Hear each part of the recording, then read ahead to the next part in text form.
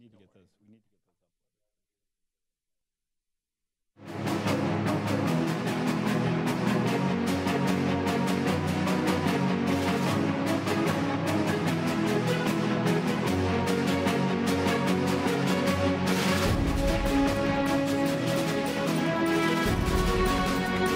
Support comes from the Arizona Inn, a four-diamond, family-owned historic resort hotel and restaurant on Elm Street near the U of A. Information is at arizonainn.com. Executive editor of the Tucson Weekly and Tucson Local Media, and we're here to talk Zona politics.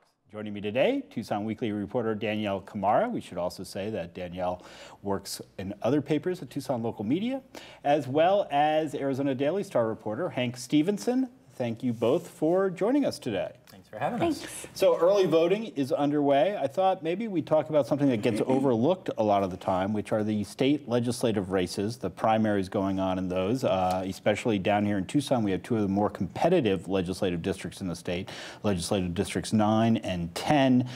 They're the ones basically in central Tucson. Let's start with LD9. Danielle, you've been writing about these candidates in the House race over there, and that's a district that includes the central Tucson, the Catalina foothills, the Casas Adobes area, kind of stretches out to I-10 all the way over to Sabino Canyon.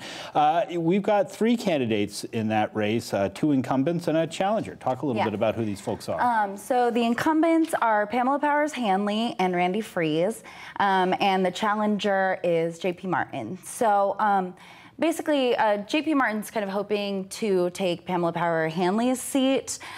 He thinks that she isn't very good at working across party lines in order to get things done.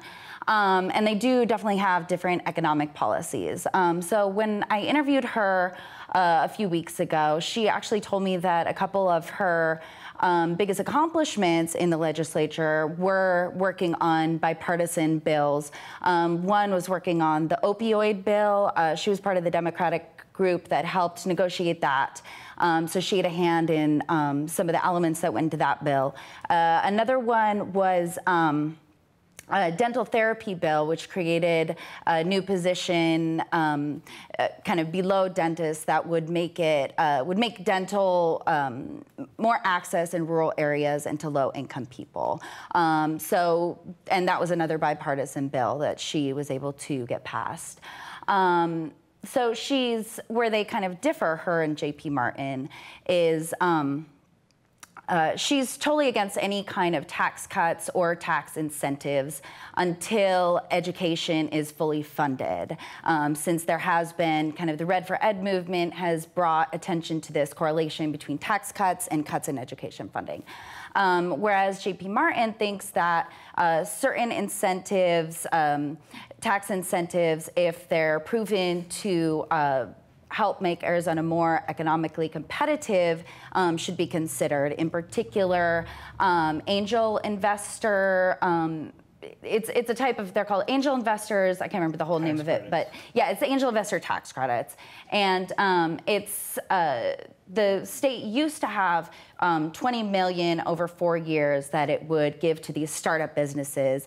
Now it's $10 million, and he thinks it should be expanded again to $20 million. And that's something that Pamela Powers-Hanley voted against. Randy Freese, he's kind of falls in the middle of them. He did vote for those tax incentives, but usually he is against pretty much all tax incentives and credits until education is fully funded. When it comes to the Invest in Ed initiative, they're kind of, Pamela Powers is all for it. JP Martin, he said that he supports it, but he's concerned that it's going to make Arizona less economically competitive. And Randy Freese kind of falls in the middle, whereas he is also in support of it. All three of them are in support of it. He's in support of it, but he thinks that it should have been spread over a wider base. Right now, it basically targets the top 1%. Yeah, exactly. So it would tax the top 1%, and it would raise over $600 million a year. You know, ideally, that's what it would raise to fund education.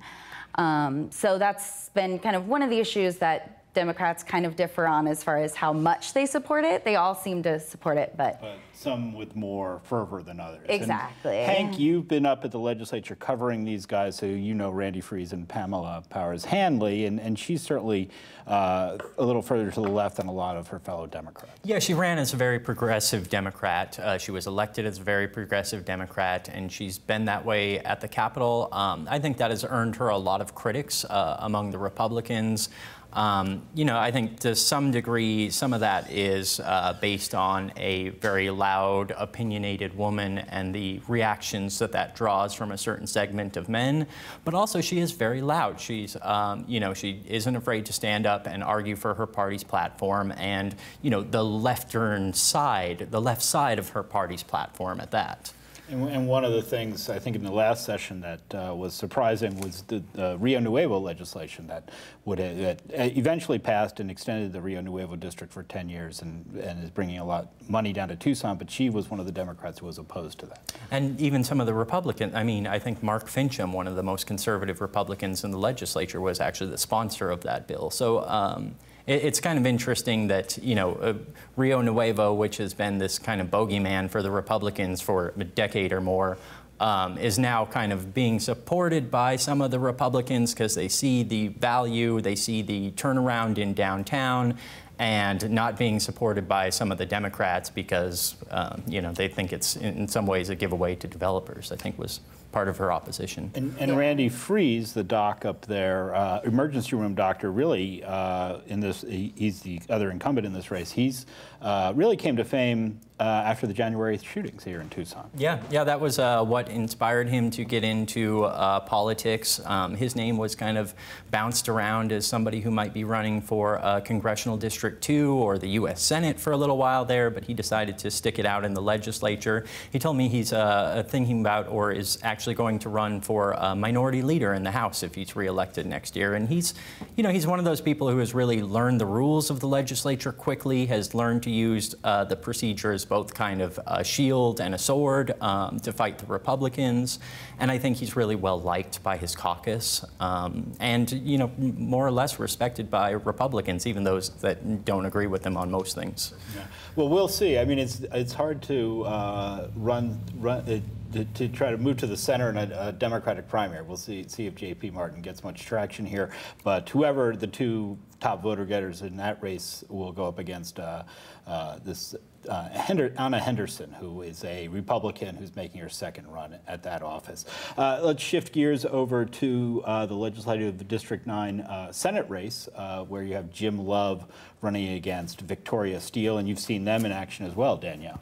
Yeah, so Victoria Steele, she has been a state lawmaker before. She gave up her seat to run for CD2, actually, and ended up losing that primary against Matt Hines, who ended up losing to Martha McSally. But she's a counselor, she's a life coach, she's a public speaker. She says that she's a lifelong feminist, and her main issues are education, women's issues, the environment, and yeah, she's very progressive. I would say that Jim Love might be considered more moderate than her. And Jim Love has been in the Flowing Wells School District Governing Board for close to 2 decades, I think, 17 or 18 years. And even though he hasn't been in state office, he has been advocating at the state legislature for issues that are important to him for a long time. And so he kind of says that he's would be more able to work across party lines than Victoria Steele is what he thinks. When I sat down with each of them separately and interviewed them, they both kind of gave me examples as how they have worked with Republicans. One of Victoria's first bills that she worked on, she worked with her seatmate at the time, who was a Republican, and it didn't end up passing, but it would have created money for mental health first aid. This was shortly after the Sandy Hook shooting. And she became good friends with her seatmate kind of when they had worked on that together. And then Jim Love, he has also worked with Republicans more as on the advocating side to try and get some bills passed that would help public education. You're familiar with Victoria, certainly. Yeah, I've known Victoria for several years. You know, I talked to them both as well, and Victoria kind of paints Jim Love as a one-trick pony on education, says he doesn't have that broad experience of being in the legislature, of having to learn, you know, about transportation issues, about pension issues, about the million different issues that come up when you're a lawmaker. And Jim Love kind of criticized her in the same way, saying that her entire focus is on women's issues, the Equal Rights Amendment, that kind of thing. So they're both, to some degree, calling each other a one-trick pony in this race. You know, I think the odds-on favorite are probably for Victoria Steele to be able to return to the Capitol. She's got that power of incumbency. Even though she's been out for a couple of years, she ran for a congressional district. That boosts name ID. She's pretty well funded. It'll be an interesting race, but I'm betting on Victoria back to the Capitol at this point. She certainly has. People are used to voting for her in that district. And that's a big you know, part of running for office, is just name ID, of just kind of having put in the groundwork. And I'm sure Jim Love is working very hard. When I called him the other day, he said, I you know, just ended walking at 1 o'clock in the afternoon because it was too hot. But she's got an advantage for sure. Yeah, and this is the open seat with Steve Farley stepping aside to run for governor. Exactly. Let's go shift down to Legislative District 2. This is one that's gotten some national attention. A House race down there. It's not necessarily the good kind. It's down there in Green Valley, Sahuarita, kind of downtown Tucson, goes all the way down to Nogales. Basically follows the Santa Cruz River down to Nogales. And you have Shelley Keiss, who has run for Congress before, versus Bobby Wilson, and he's a political newcomer, but he has certainly an interesting backstory, Hank. Oh, he does. He murdered his mother. Says it's in self-defense, and his, I believe it was his brother or maybe his sister, died in a fire afterwards.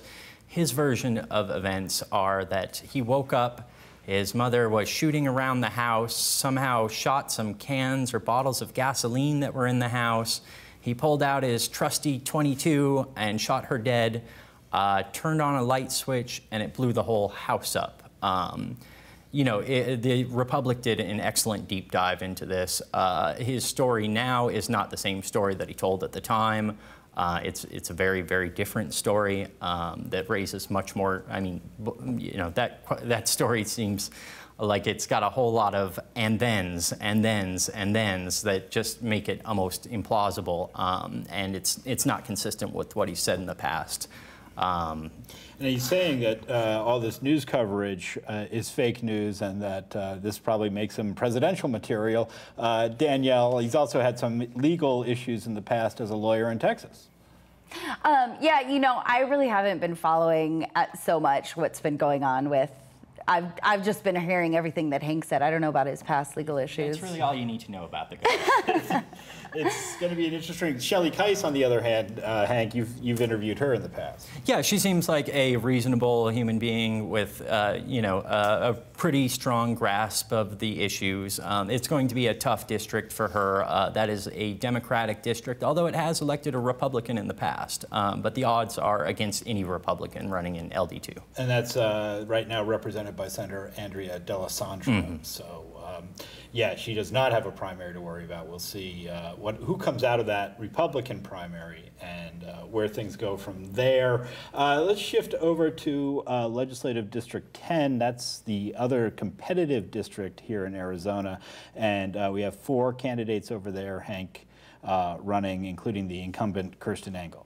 Yeah, you've also got Nikki Lee, Domingo de Grazia, and Catherine Ripley all running in the Democratic primary for the 2 House seats. You've got one of those seats open, so we'll have a newcomer. Who it is, maybe you know, be up to the primary. Yeah, absolutely. And it seems like Nikki Lee's been real involved with the anti-voucher initiative or referendum, actually, down here. So she's got some political organizational skills and has been out and about at a lot of different events. And then you have Catherine Ripley, who's a Navy vet who is here in teaching at PCC now. Thought maybe she'd get into this race. And Domingo de Grazia has the son of of our famous local artist, Danyelle, Ted DeGrazia. Yeah, that's right. Yeah, and he's a lawyer. And the two winners of that primary will go on to face Representative Todd Clodfelter, a Republican who was just elected 2 years ago. We've kind of had this weird rotating Republican seat in Pima County or in Tucson proper, where it doesn't seem like our Republicans are winning re-election, but somehow they always win a kind of a different district. We'll have one Republican representing Tucson for the last 3 or 4 election cycles. So Todd Clodfelter is hoping to break that spell and be able to win re-election this year. And he's run a few times before he finally grabbed that gold ring this last time. I think it was his 3rd try where he actually got it, which, you know, persistence pays off, I guess. Right, but he's got some issues regarding the Confederate flag that Democrats are probably going to hammer him on. Yeah, there's an alliteration going around, Confederate Clodfelter. The issue was he had on his screensaver at the Capitol a Confederate flag. He's also got a lot of gun paraphernalia on his desk. I've kind of asked him about the gun paraphernalia before, and he says, oh, I like mechanical things, I like guns. You know, he's kind of an odd duck, but the Confederate flag, he had one of the few African-American lawmakers sitting behind him. It was one of her first days in office. They were having sensitivity training. Yeah, they needed some sensitivity training up there. Well, and he just seemed totally oblivious to the fact that it would bother her, because after it came up that it was an issue, he at least, well, because I spoke with him shortly after this, and he told me that that was his personal computer, and he wasn't going to bring it there anymore. So it's not that he was like insisting on having it there. It seemed like he just didn't realize that it was something that might bother somebody. Did he talk at all about why he said he felt like it was his heritage, and it was just important to him and symbolic of his heritage. And you were at the That's the versions of event that I've heard, yeah. Yeah, so, well, we'll see how that one plays out, certainly. We also have a race in Legislative District 3. We've got a couple open seats, kind of people getting termed out and almost musical chairs getting played over there, Hank. Yeah, the entire, you know, the 2 representatives and 1 senator, they're all termed out this year. Only one of them is retiring, though. So Olivia Cajero Bedford, who is now the senator, is trying to pick up a seat in the House. Sally Ann Gonzalez, who is in the House, is trying to run for that Senate seat. And they've each recruited candidates to run against the other one. So it's kind of a bit of a free-for-all. It seems like the real dividing line is who has Grijalva's endorsement. Congressman Raul Grijalva, he's endorsed Olivia Cajero Bedford, Andres Cano, and remind me here, Jim. We've got Alma Hernandez? Nope, has not endorsed the Hernandez plan. Okay. Betty Villegas. Betty Villegas, yes, and she's a political newcomer, as is Andres Cano. Both of whom have backgrounds at Pima County. Yes. Betty worked in the housing department over there for many years, and Andres works as an aide to Richard Elias. Started as a summer intern, and Andres is really young. He's I think 26 years old. The other 2 are getting along in age. Well, Alma's I think Alma's yes. 25 or 26. And Alma's the sister of Danyelle Hernandez, who's another state lawmaker, and they've got a 3rd sister running for Sunnyside School Board. So. A new political dynasty in the making, possibly, you know, fighting against other political dynasties, you know, the Grijalvas, and Cajero Bedford in her own right is a dynasty. Both of her parents served in the legislature. She's been there 16 years. And she's not ready to give it up, clearly, because she wants to go from the Senate down to the House. So that's I would say Olivia, given her long history there, probably has the best shot at one of those 2 House seats, and then it really is between Andres and Alma. I remember that purple truck every election season. I think about it. Olivia Cajero Bedford's purple trucks that she takes around and campaigning. Purple signs. Yeah. She's very purple. She's very, very purple, and you got to love her eyeglasses. She loves the bling, for sure. She's a classy gal. And she's endorsed Andres in that race, so they're kind of running as a slate, and Alma's the odd candidate out in that race. Alma and Sally Ann Gonzalez are like kind of working together, though they're not calling each other a team. You know, they're just not with the slate that's formed up, the Grijalva slate that's formed up. And what's going on with Sally Ann Gonzalez? Let's talk a little bit about her. You've covered her before at the legislature. She's saying that that Betty Villegas is the establishment candidate, and she's painting herself as the anti-establishment candidate. And she's definitely kind of on a different track, I think, than some Democrats. Which is odd because, I mean, she's been in the legislature now for 8 years. She served in the legislature, I want to say, for 2 terms in the 1990s. Anti-establishment is just the buzzword that's going around, I guess. Yeah. Let's talk a little bit about some of the congressional races out there. So we have CD2, obviously the hot race down here. This is the open seat that is being vacated by Martha McSally as she runs for the Senate. We have crowded primaries on both sides. I think we have, is it 6 or 7 candidates? There's still 7 Democratic candidates in the CD2 race. Yeah. Right, one of them still 7. Yeah, technically 7, but I think we can definitely say that the 7th candidate, the newcomer to that race, Yahya Yuxel, has some serious problems that he's facing. You want to talk a little bit about that, Danielle? Sure. So there were some 10-year-old rape allegations that came to light since he started running, and he held a press conference supposedly to address the allegations. He said that it was consensual. He's only 27 now, so he was a teenager at the time. But he really didn't handle the press conference very well. There were some protesters there, and when people tried to ask him questions about the details of what happened, he tried to leave the room, and then he was standing outside kind of answering questions. His parents got involved. It was really kind of it's kind of humiliating to watch. Yeah, it was. He really didn't handle it well. It seemed like he really didn't know what he was getting into by allegations like that coming to light. And then since then there was a CD2 forum after that, and he had been invited to take part in the forum, and they retracted his invitation, and it wasn't that they retracted it necessarily because of the accusation. They retracted it for the way that he handled kind of the aftermath and telling people what happened, or not telling them. So why don't we talk about the viable candidates in this race? Sure.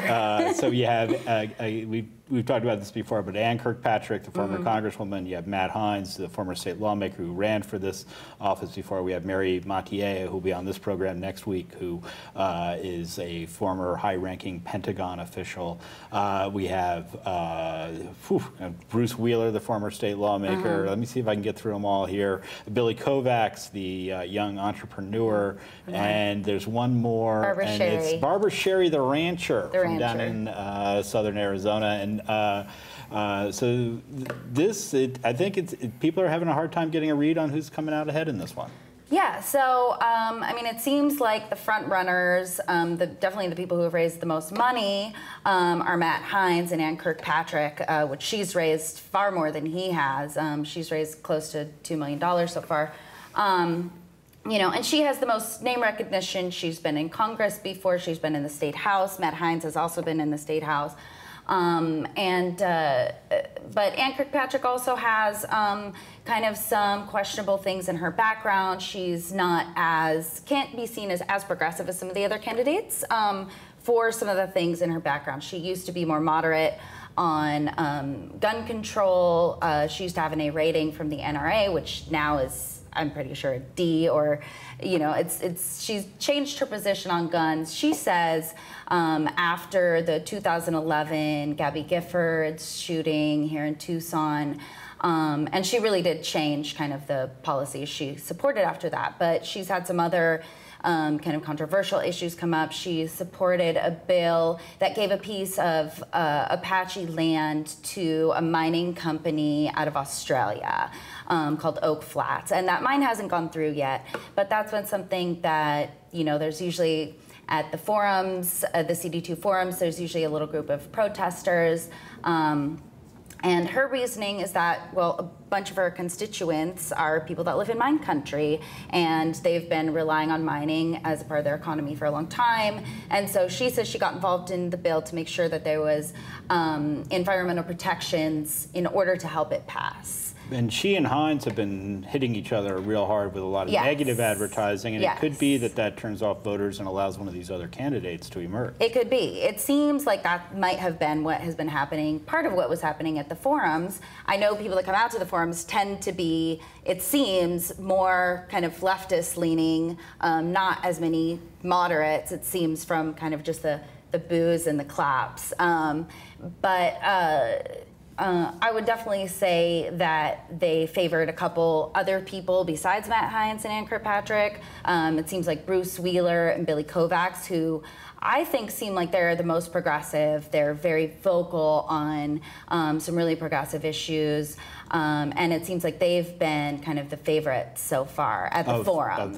The forums. Yeah. I ran into Bruce Wheeler not too long ago, and it was shortly after Matt Hines had filed, well, his supporters had filed a lawsuit alleging that Ann Kirkpatrick wasn't actually living here in the district, that she was living up in Phoenix. And remember, she used to represent Flagstaff and only moved down here to run for Congress. And Bruce Wheeler was just big old smile on his face, and he said, well, while they're beating each other up, you know, I'm just over here doing my thing and gaining traction, so. But not much money. No, he has not raised. He hasn't done much on the fundraising circuit. It looks like Mary Mathieu is actually in third place on the fundraising front in that race. So it could be anybody's. Could be anybody's race. I guess we will see. You know what? We're out of time. We got a lot more races to talk about, so maybe in a couple of weeks we can get back to it. But I want to thank my guests, Danyelle Khmara from the Tucson Weekly, Hank Stephenson from the Arizona Daily Star, coming down here and laying out what's going on in some of these races that may not be getting as much attention as others. That is our show for today. My thanks to our media partners at Tucson Weekly, Inside Tucson Business, Tucson Local Media, Creative Tucson, and Community Radio, KXCI 91.3 FM, where you can hear a radio version of Zona Politics at 5 p.m. on Sunday afternoons. I'm Jim Ninsel. Thanks for watching. We'll see you next time. Zona Politics is made possible with the generous support of the Loft Cinema, Tucson's independent movie theater. The Loft features independent, foreign, and documentary films, cult classics, discussions with filmmakers, and much more, including the Loft Film Fest in November. The Loft is located at 3233 East Speedway Boulevard. Showtimes can be found at loftcinema.org. Support for Zona Politics is provided by Hotel Congress in historic downtown Tucson. More information at hotelcongress.com and 622-8848. The Tucson Hispanic Chamber of Commerce serves the business community in the bilingual, bicultural region of the Arizona-Sonora border and is a proud media partner with Zona Politics. Learn more at TucsonHispanicChamber.org.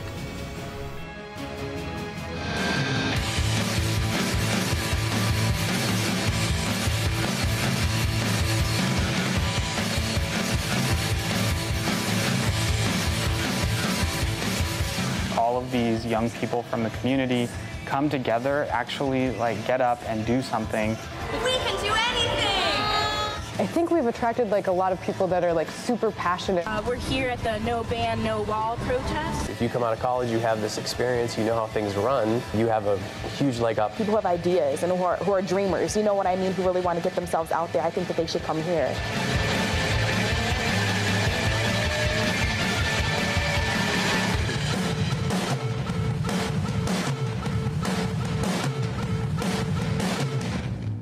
Zona Politics is hosted by Tucson Weekly senior writer Jim Ninsel. The program is produced by Jennifer Powers Murphy and Danny Vinnick and edited by Jim Rundle. Special thanks to KXCI, Tucson Weekly, Brink Creative Digital, and all supporters who provide crucial funding for the program. Learn more about Zona Politics at zonapolitics.com and be sure to follow us on Facebook and Twitter.